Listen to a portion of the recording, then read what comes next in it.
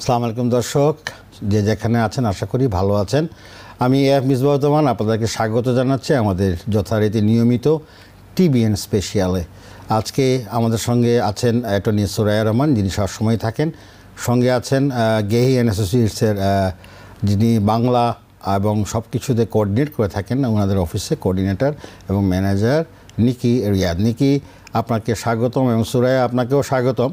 আজকে আমাদের যে বিষয়টি নিয়ে আমরা আলাপ করব দর্শক, সেটি হচ্ছে যাদের ভিসা স্পেশালি I-130 বা এই ধরনের যে ভিসাগুলো ডিনাইড হয়ে থাকে, যদি হয়ে থাকে এটার কি অপশন বা এটা কীভাবে এটার থেকে অন্য কীভাবে এটাকে এক্সপিডিয়েট করা যায় সেই বিষয়ে আমরা আজকে আলাপ করব।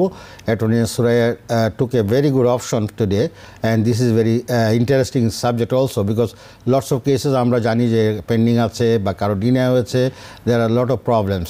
সো আশা করি ইনশাল্লাহ আমরা এইসব বিষয়ে আলাপ করব।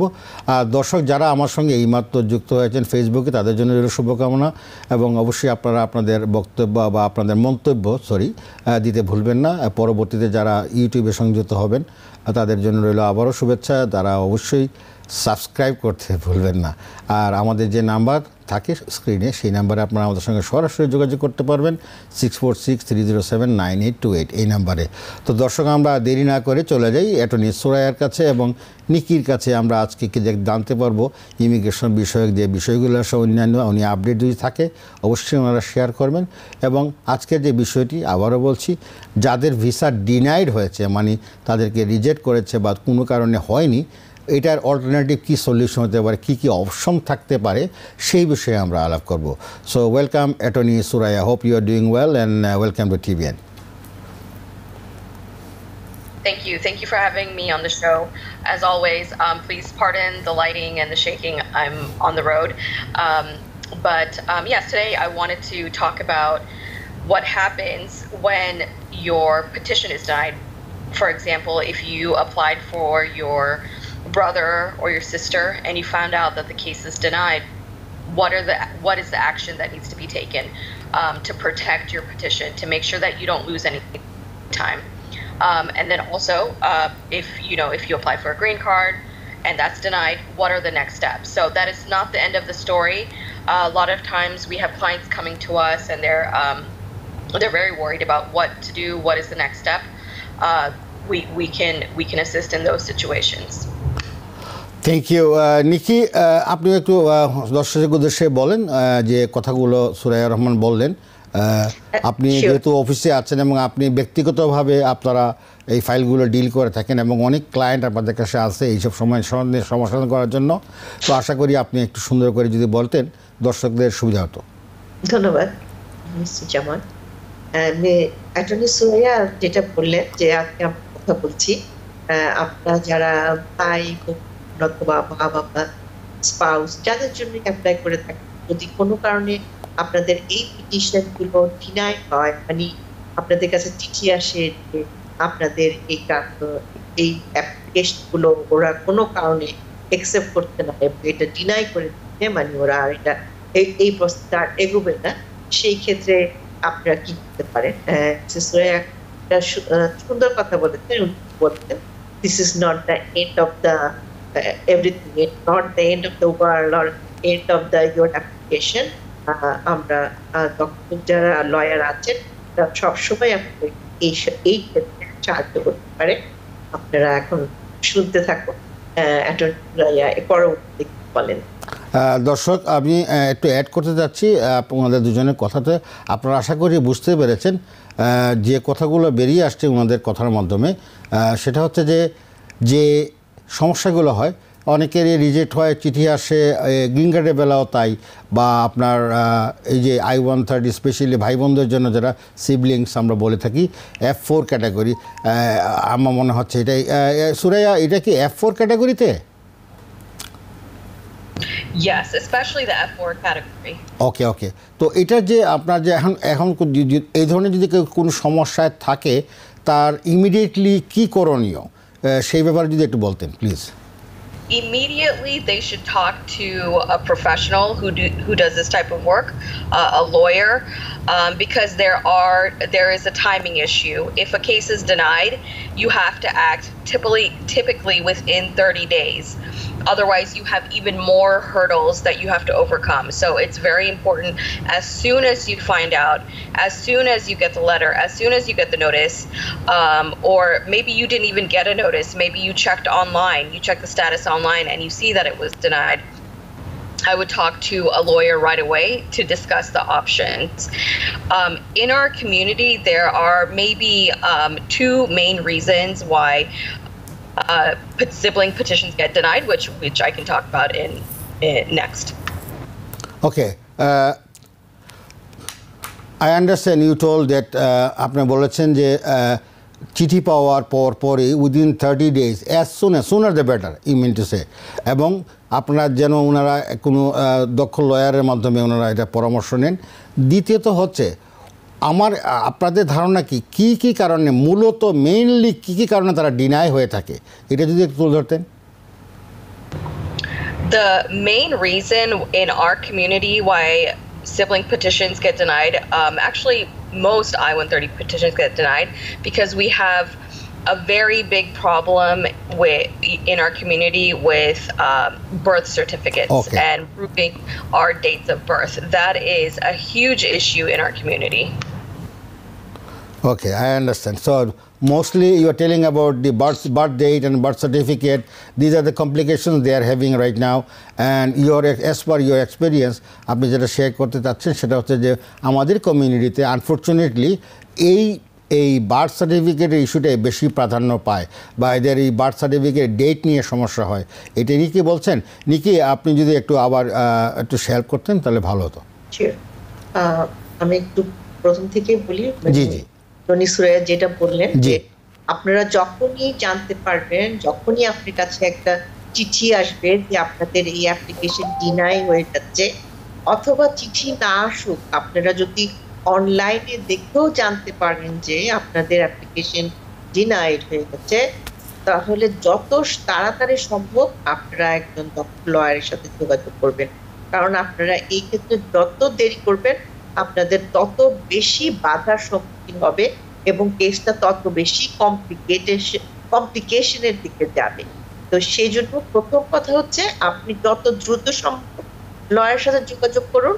এবং অ্যাটর্নি সুরাইয়া বললেন যে আমাদের কমিউনিটিতে আমরা সবচেয়ে বেশি যেটা দেখি যে কারণে অ্যাপ্লিকেশন গুলো ডিনাই হচ্ছে, যে আমাদের বার্থ সার্টিফিকেট গুলো ঠিক থাকে না। বার্থ সার্টিফিকেট গুলো হয় তারিখে ভুল থাকে, অথবা জন্মের অনেক পরে রেজিস্ট্রেশন হয়, অথবা নামে ভুল থাকে। তো মেইনলি বার্থ সার্টিফিকেটটাই বিশেষ বাধা। ধন্যবাদ। আমি একটা জিনিস শেয়ার করতে চাই এই উদ্দেশ্যে যে আমাদের দেশে বেশ আগেও আমাদের এই জন্ম নিবন্ধন যে পদ্ধতিটা, যেটা এখন যেটা 11 ডিজিট বা 12 ডিজিটের যে জন্ম নিবন্ধন সিস্টেমটা চালু হয়েছে, এটা ছিল না। যার ফলে যারা অনেকে এখানে আসছেন আগে তারা এটা করেননি। এখন দেখা যায় তারা যখন তাদের আত্মীয় স্বজন বা ভাই বোনদের জন্য এই I-130 ফিল আপ করছেন, বা পরবর্তীতে যখন তাদেরকে এইগুলো চাওয়া হচ্ছে, তখন দেখা যায় তাদের কাছে ওই 11 ডিজিটের ডিজিটাইজ যেটা পদ্ধতি চালু হয়েছে, বাংলাদেশ গভর্নমেন্ট চালু করেছেন, সেটা নাই। তো তখন তারা হয় কি, পরবর্তী এখন কারেন্ট ডেট দিয়ে বা পরবর্তী ডেট দিয়ে বা রিসেন্ট ডেট দিয়ে এগুলো করা হয়। তো তখন কি এগুলো কি এটা অ্যাকসেপ্টেবল? এখন যদি ওনারা এটা কনভার্ট করে ডিজিটাল পদ্ধতিতে নিয়ে এসে সাবমিট করেন, তখন কি এটা ভ্যালিড কনসিডার করা হয়? So everything is controlled by what's called the Department of State Reciprocity Table. So yes, the birth certificate system did not come into place until 2004 in Bangladesh. Before then, there was no requirement, there was no law that a birth had to be registered with the government. So and the U.S. government knows that. So where we have problems in our community is when we a lot of times people receive bad advice from people that they trust, and they put wrong dates. They think one date is better than the other. They think younger is better, older is better, whatever it is. And then that causes problems later on with issues of fraud, when that was not the intention. The intention to start with was that so that the issue, that's where the source of the problem is. But the other issue is that The U.S. government understands that. I'm saying that from my experience as an attorney. The government understands that in outside countries, the date of birth is not something that's so important as it is in the United States. What's important is that they use that as a form of identity. So the real issue is not the actual date of birth, it's the identity. Is this person really this person really your mother? Is this person really your child? That is what they are trying to establish. The birth certificate is just secondary to that issue. Okay. Nikki, please go ahead. জি জি যে US government আসলে জানেন যে আমাদের মতো দেশগুলোতে birth সার্টিফিকেটকে আমরা আসলে এতটা গুরুত্ব দেই না, কিন্তু ওরা আসলে যে জিনিসটা দেখতে চায় যে আইডেন্টিটিটা ঠিক আছে কিনা, যে আপনি যদি আপনার ভাই অথবা বোনের জন্য অ্যাপ্লাই করে থাকেন এবং যিনি এখন ইন্টারভিউ দিতে যাচ্ছেন সেই ব্যক্তি এই যে পিটিশন করেছে তার রিয়েল ভাই অথবা বোন যেন কখনো এখানে কোনো ফ্রডের না হতে হয়, মানে একজনের ভাই বলে আরেকজনকে নিয়ে আসা হচ্ছে কি। সেই জন্য ওরা বার্থ সার্টিফিকেটটার প্রতি এত গুরুত্ব দেয়। ওরা এটাও জানে যে আমাদের মতো দেশে আমরা বার্থ সার্টিফিকেট গুরুত্ব দেই না, কিন্তু ওদের তো একটা সিস্টেমের মধ্যে আনতে হবে।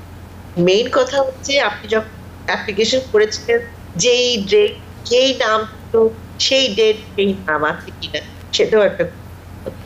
আপনারা শুনতে থাকুন, অ্যাটর্নি ইসরাইয়া আরো করতেন। আমি এখানে একটা জিনিস আমি যুক্ত করতে চাই। Attorney Suraiya, you will be agreeing with me also as well, Nikki. The main system in our Bangladesh, we know, here we start with the month first, right? But while writing, they always do mistake. They put their date first and the month later on. So let's say a person's date of birth is May 1st. So what they will write in Bangladesh, 1/5/2023. So here in USA, they will consider this is his date of birth is January 5, right? So this is the common mistakes they made while writing. They know that in American style how they write, but while writing, they might have forgotten and they put that date, and that will create a problem for them, unfortunately.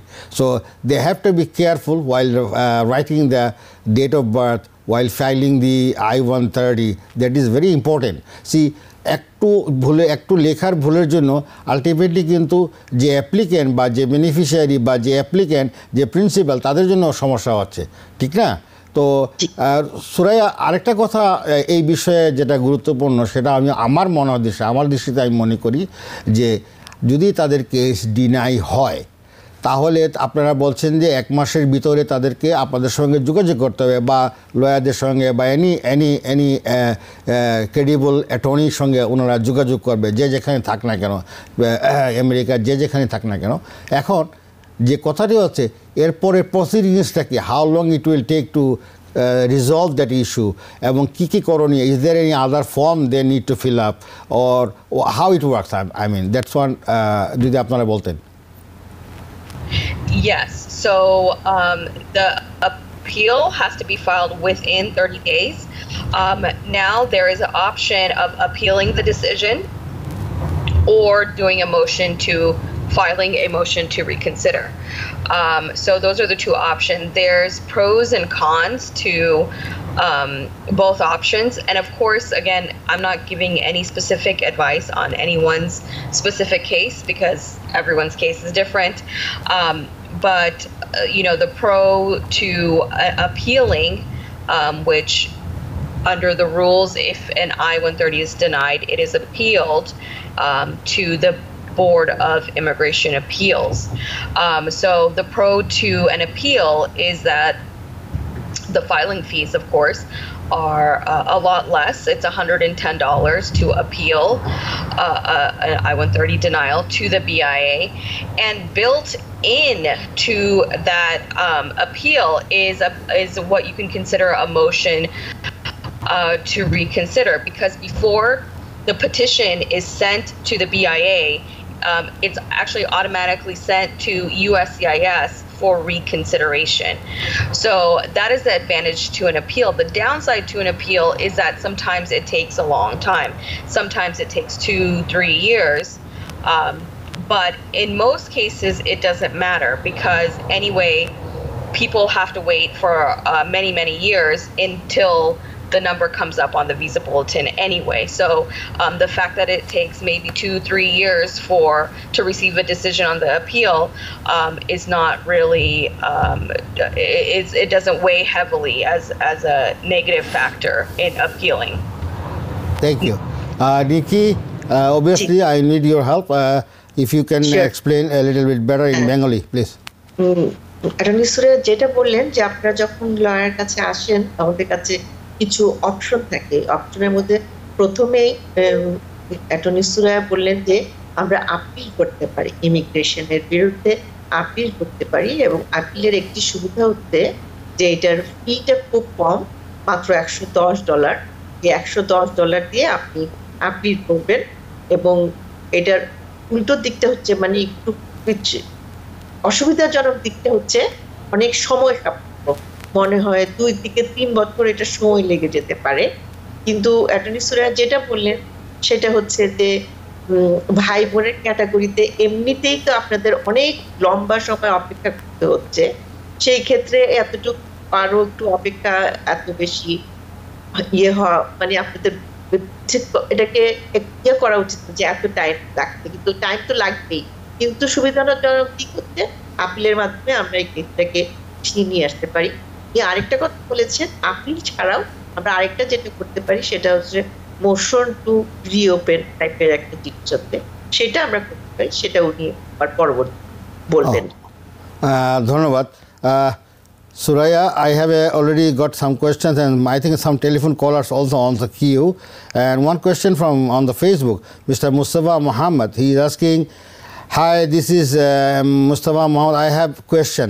Last November, I had individual interviews and judge denied my case, but he gave me appeal. I already appealed with 30 days. My question is, how long will take for decision or what will happen in next? So I'm going to assume when they say individual interview, I think they mean an individual hearing in immigration court, which is not an interview, it's a hearing, because the viewer is saying there was a judge. So to get a decision from the Board of Immigration Appeals, it's going to take a few years. So the first step will be if you filed it on your own or if through a lawyer, your lawyer obviously knows best about the process specifically to you and your case, but generally speaking, the appeals court, which is the Board of Immigration Appeals, they're going to issue a briefing schedule. They're going to send you or your lawyer the transcript from the lower court so that you can cite to the mistakes that you're alleging that the judge made, and then the Board of Immigration Appeals, BIA, will give a deadline for you to submit your appeal. Okay, so it will take a little time to get the decision, right? Yes, it will take a few years, most likely. Okay, কে আছেন আমাদের সঙ্গে লাইনে? Phone কথা বলেন please. জি, আসসালামু আলাইকুম জামান ভাই। ওয়ালাইকুম সালাম, কেমন আছেন ভাইয়া? জি ভাই, আলহামদুলিল্লাহ। তো আমার একটি প্রশ্ন ছিল অ্যাটর্নি সাহেবের কাছে। জি। তো আমার প্রশ্নটা হচ্ছে, আমি অ্যাসাইলামে আছি। হ্যাঁ জি, অ্যাসাইলামে আছি। তো আমি ওই ইআইডি কার্ড পাচ্ছি প্রতি 2 বছর পর পর, আমি এটা রিনিউ করছি, মানে এমপ্লয়মেন্ট অথরাইজেশন কার্ড যেটা আর কি। ওকে ওকে। তো এটা ডেটটার সাথে আমার ওই ড্রাইভিং লাইসেন্সের ডেটটা দেয়, ওটার এক্সপায়ারেশন আপনি সেম ডেটে দেয়। হ্যাঁ জি। তো ইন দিমেন টাইমে আমার ওই আমি অ্যাপ্লাই করেছি ইএডি কার্ডের জন্য, 7 মাস হয়ে গেছে অলরেডি, আর আমার ড্রাইভিং লাইসেন্সটা এক্সপায়ার হয়ে গেছে। হ্যাঁ জি জি। তো আমি আরএমডিতে যখন যাচ্ছি, আমার ওই রিসিপ্ট কপিটা নিয়ে যে অটোমেটিকলি এক্সটেনশন 540 ডেজ, তো তারা ওটা রিসিভ করতেছে না। তারা বলতেছে না, ইএডি কার্ড লাগবে, না হলে আপনি ড্রাইভিং লাইসেন্স আমরা রিনিউ করতে পারবো না। তো এই মুহূর্তে আমি যদি গাড়ি চালাই তাহলে কি কোনো সমস্যা হতে পারে, বা সমস্যা হলে কি এটা আমার আমার কেসের উপরে কোনো প্রভাব পড়বে জি দর্শক ভাই আপনাকে অনেক ধন্যবাদ যে আছেন আমাদের একটা বিরতিতে যেতে হচ্ছে দর্শক আমাদের সঙ্গে থাকুন আমরা একটু বিরতিতে যাচ্ছি ধন্যবাদ দর্শক আমাদের সঙ্গে থাকার জন্য বিরতি পরে ফিরে আসলাম অ্যাটর্নি সুরাইয়া নিকি ওয়েলকাম ব্যাক আশা করি দর্শক আপনাদের প্রশ্ন আমি শুনেছিলাম সেটা হচ্ছে যে প্রশ্নগুলো আমার দর্শক একটু আগে করেছিলেন তারই আমরা এখন উত্তর দিব অ্যাটর্নি সুরাইয়া এবং অ্যাটর্নি নিকি নিরায়াত আপনি কি আছেন জি থ্যাংক ইউ সো মাচ তো the person who was asking about his problem with asylum case and he got his every 2 years he is getting renewal of his EAD card while he is driving also driving license and EAD card is matching so now he is having some problem that they cannot renew or there is some what you call glitch I think between EAD and the driving license what he can do for that Attorney Suraya your attention please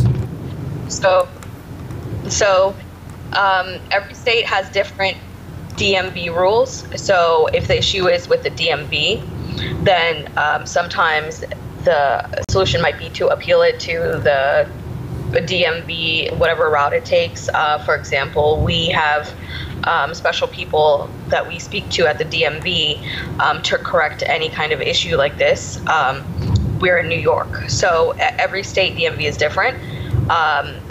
So it really depends on the DMV. If this is being requested by an employer, that is also there's legal repercussions to asking for a work permit. So it's state by state. I would recommend that they speak to their lawyer about the best course of action.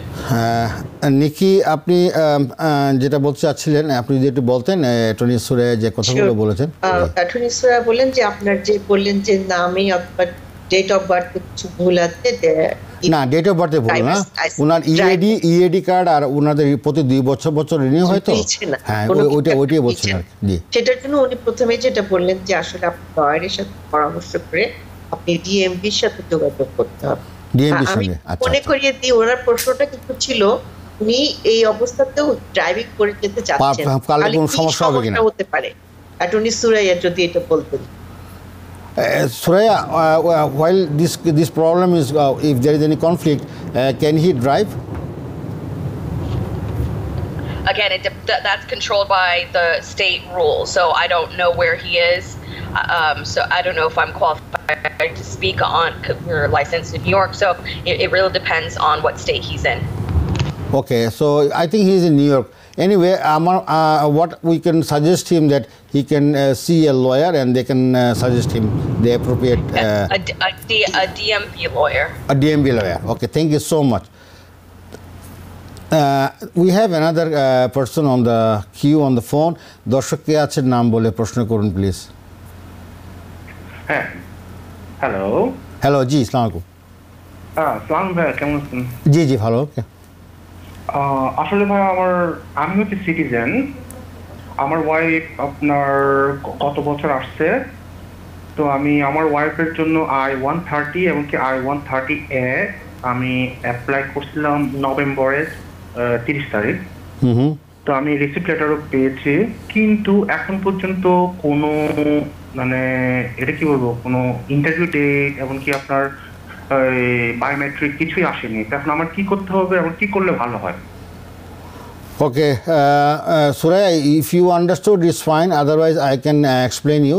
This gentleman applied for his wife. He is an American citizen, of course, and he applied in November 30. So until now, they haven't got any interview or anything for his wife. So I'm assuming the wife is abroad. There are no biometrics for somebody that is abroad. It'll be either a request for evidence asking to prove that the marriage is bona fide or a decision, approval, or denial. The processing time for I-130s can be a year or a year plus, so I think it's too soon to start worrying. That's my opinion. All right. ভাইয়া আপনার ওয়ারি হওয়ার কিছু নেই সুরায়া আপা যেটা কথা বললেন attorney Suraya এবং নিকি আপনি একটু ভাইকে একটু সান্ত্বনা দেন আপনি কথাটা বলে বুঝতে পারবো জি হ্যাঁ আপনি অ্যাপ্লাই করেছেন নভেম্বর মনে হচ্ছে আমাদের 2022 তে জি এটা সাধারণত 1 বছর 1.5 বছর সময় লাগে। আপনি এখনো ওয়ারি করার কিছু নেই। আরেকটি কথা উনি যেটা বললেন যে কথা শুনে মনে হচ্ছে উনি অ্যাব্রড মানে উনি এখনো আমেরিকায় না, এখনো বাংলাদেশে আছেন।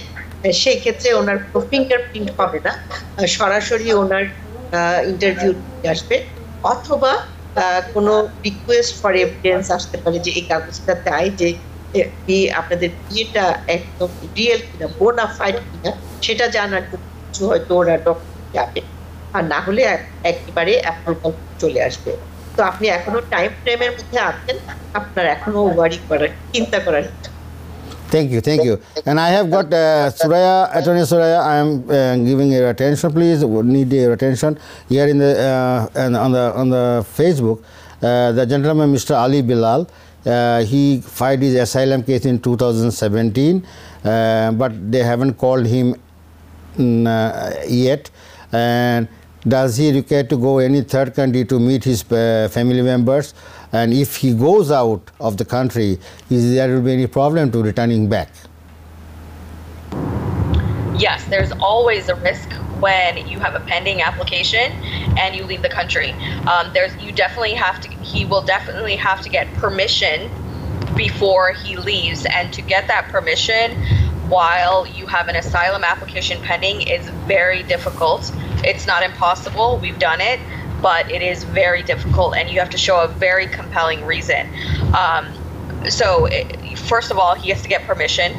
Second of all, even if he gets the permission, there is always a risk when you come back on advance parole that you might be denied entry if there's some derogatory or negative information that comes up when you're re-entering the United States. Thank you. Nikki, আপনার দৃষ্টি আকর্ষণ করতে একটু বলেন। জি, আপনি যখন asylum প্রসেসের মধ্যে থাকেন তখন এটা অলওয়েজ রিস্কি। আপনি যদি দেশের বাইরে যান, আমরা এটা রিকমেন্ড করি না যাওয়াই ভালো। যদি একেবারেই কোনো ইমার্জেন্সি কিছু থাকে এবং জেনুইন কজ থাকে, সেই ক্ষেত্রে কিন্তু আপনাকে পারমিশন নিয়েই যেতে হবে। তারপরেও আমরা রিকমেন্ড করি আপনি যাবেন না যখন আপনার এই কেসটা অ্যাসাইলাম প্রয়োজন না পড়লে। মানে আর উনি একটা কথা চাচ্ছিলেন যে 5 বছর চলছে এখনো কোনো খবর নাই, এই ক্ষেত্রে কি করা দরকার? অ্যাটর্নি সুরাইয়া যদি বলেন। জি। So I was an officer, asylum officer previously, so I'm very familiar with the backlogs at the asylum office. I was familiar. I am no longer affiliated with the U.S. government anymore.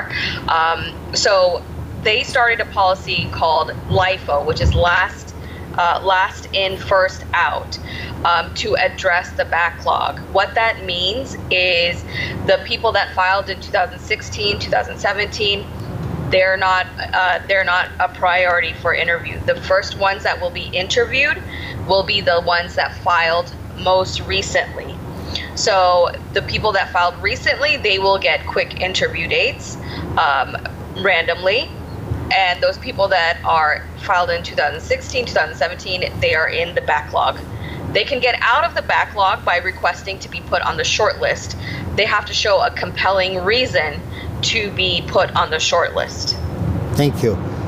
Nikki, আপনার যদি একটু বলতেন। Attorney Suraiya যেটা বললেন যে উনি একসময় asylum officer ছিলেন, সেই ক্ষেত্রে এই বিষয়গুলি সম্পর্কে উনি খুব ভালোভাবে অবহিত। এখন উনি গভর্নমেন্টের সাথে নাই, ওই ডিপার্টমেন্টের সাথে নাই, কিন্তু উনি এখন বলতে পারেন এই কথাগুলো যে উনি ভালোভাবেই জানেন যে 15, 16, 17-তে যারা অ্যাসাইলামে অ্যাপ্লাই করেছিলেন কোনো কারণে তখন একটা ব্যাকলগ হয়ে গিয়েছিল, মানে পিছনে পড়ে গেছে অনেক ফাইলের কারণে, ফাইলগুলো স্টাক হয়ে গেছে এবং যারা 20-21-এর পরে অ্যাপ্লাই করছে তাদের ইন্টারভিউগুলো এখন চলে আসছে। তো সেই ক্ষেত্রে ওই ব্যাকলগের থেকে বের হয়ে আসাটাও খুব কঠিন। তবে আপনি কোনো একটা জেনুইন কারণ যদি দেখাতে পারেন আমি আর কিছু একটা হচ্ছে না, তখন আপনার লয়ারের মাধ্যমে আপনাকে ওই ব্যাকলগের থেকে বের হয়ে আসছে। ধন্যবাদ। দর্শক কি আছেন আমাদের সঙ্গে, নাম বলে প্রশ্ন করুন প্লিজ। কবিরুল ইসলাম। হ্যালো। কবিরুল জি বলেন ভাইয়া, নাম বলেন, আপনার প্রশ্নটা কি? আমি আমার ওয়াইফ আমেরিকায় আছি, আমার ওয়াইফ গ্রিন কার্ডধারী। এবং সে আমার জন্য অ্যাপ্লাই করছিল I-130 2017 এর জুলাই। জি অদ্যাবধি রিসিভ লেটার ছাড়া আর কোনো রেসপন্স পাইনি। ওকে ঠিক আছে উনি কি গ্রিন কার্ড নাকি সিটিজেন এটা জানা দরকার। ওনার ওয়াইফ হলো গ্রিন কার্ড হোল্ডার। ওনার ওয়াইফ ওনার জন্য অ্যাপ্লাই করেছে 2017 এর জুলাইতে। শুধু রিসিপ্ট লেটার ওনারা পেয়েছেন, এছাড়া এখন তো কোনো কিছু আসেনি আর। অ্যাটর্নি সুরাইয়া আপনি কি শুনছেন? Very unusual. Yeah, very That's unusual. very His wife is a green card holder, and she applied for her husband in 2017 July. So far they got only the receipt letter. Until now, no other such letters or any communication. So I'm assuming that he is in the United States. I'm not sure if he applied for his green card at the same time, but that issue aside, that timeline is too long. He should be worried. So he should speak to a lawyer about what his situation is and see what might possibly be causing the delay. So he has to see a lawyer with their documentation so that he can expedite that through the lawyer, right? Mainly বের করতে হবে যে কি কারণে এটা আটকে আছে। এটা সাধারণত হয় না, এত লম্বা সময় লাগে না। আপনাকে একজন অ্যাটর্নিকে দেখতে হবে। জি ধন্যবাদ আপা, ধন্যবাদ Niki. Mister Abdul Hamid, how long will take to approve for U visa after application? Usually after U visa application, how long it takes? 6 years. 6 years?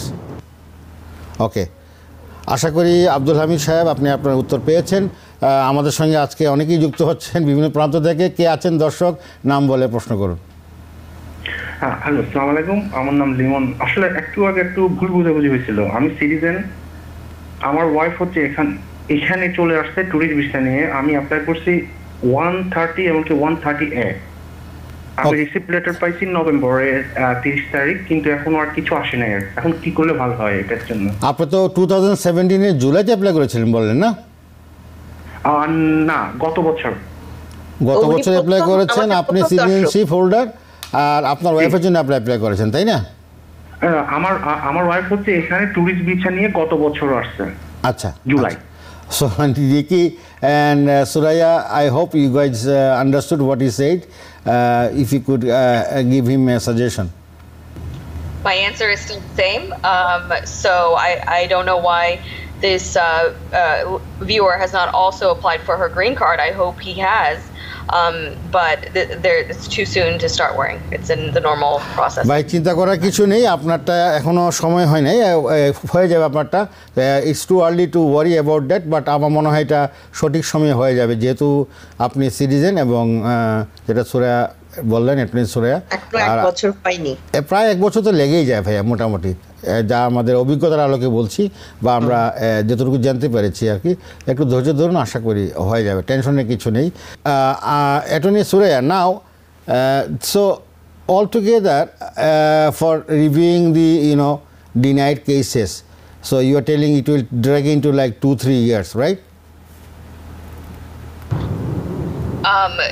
It depends on what type of situation. So what type of situation? Right. এখন আমরা যেটা জানতে পারলাম বা আপনাদের সঙ্গে কথা বলে যেগুলো আমরা অবগত হলাম, সেটা হচ্ছে একটা আপনি ফিজের কথা বলেছেন। টু অ্যাপিলের জন্য একটা ফিজ আছে $130 or something, and then for the motion also, right? So these are the two different. Is there any other cost involvement or financial involvement is there? Of course the attorney fees are there, of course I understand, but other than that, is there any government fees? No. So the fee for the motion to reopen is I'm sorry, the appeal is $110. The fee for the motion to reopen is approximately $750, something along those lines. So if you have more than one sibling, if you have 5-6 siblings, that number definitely adds up. Of course, that's of course there will be the concerned people will be 100% they will realize that. আমরা আশা করি আপনারা সবাই ভালো থাকবেন। দর্শক, আরও অনেক কিছু কথার ইচ্ছা ছিল, সময়টা একটা ব্যাপার। আমরা একটা নির্দিষ্ট সময়ের জন্য আমরা টকশো করে থাকি, আপনারা জানেন। আমাদের যথেষ্ট চেষ্টা থাকে আপনাদের সবাইকে ফেসবুকের যারা প্রশ্ন করেন, তারপরে যারা ফোনে আসেন, সবাইকে আমরা অ্যাকোমোডেট করার চেষ্টা করি এবং অ্যাটর্নি সুরাইয়া এবং নিকি খুবই সৌহার্দ্যপূর্ণভাবে সহযোগিতা করে থাকেন সবসময়। এবং আপনারা জানেন আমরা প্রতি রোববার এই প্রোগ্রামটা করে থাকি। আগামী দিনের জন্য আমাদের এই প্রশ্নগুলো থাকবে। যদি আপনাদের কোনো জিজ্ঞাসা থাকে অবশ্যই আপনারা ফোন দিবেন এবং আমরা চেষ্টা করব অ্যাকোমোডেট করার জন্য। আর আমাদের ফেসবুকেও আপনারা যুক্ত হতে পারেন, যুক্ত হয়ে আপনারা প্রশ্ন রাখতে পারেন, আমরা পরবর্তীতে উত্তর দিতে পারবো। দর্শক আপনাদেরকে অশেষ ধন্যবাদ যারা আমাদের সঙ্গে ছিলেন, নিকি এবং অ্যাটর্নি সুরাইয়া আপনাকেও ধন্যবাদ। আগামী অনুষ্ঠান দেখার জন্য আপনাদেরকে আমন্ত্রণ জানিয়ে আমি শেষ করছি। মিসবাহুজ্জামান, TBN 24 আপনাদের কথা বলে আমরা আপনাদের সঙ্গে আছি, আমরা আপনাদের সেবায় সবসময় থাকব। TBN 24 বিশ্বজুড়ে বাঙালির কণ্ঠস্বর।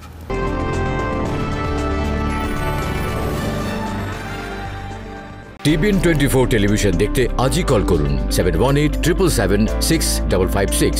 লগ ইন করুন www.totalcablebd.com। নিউ ইয়র্ক থেকে সম্প্রচারিত TBN 24 টেলিভিশন বিশ্বজুড়ে বাঙালির কণ্ঠস্বর।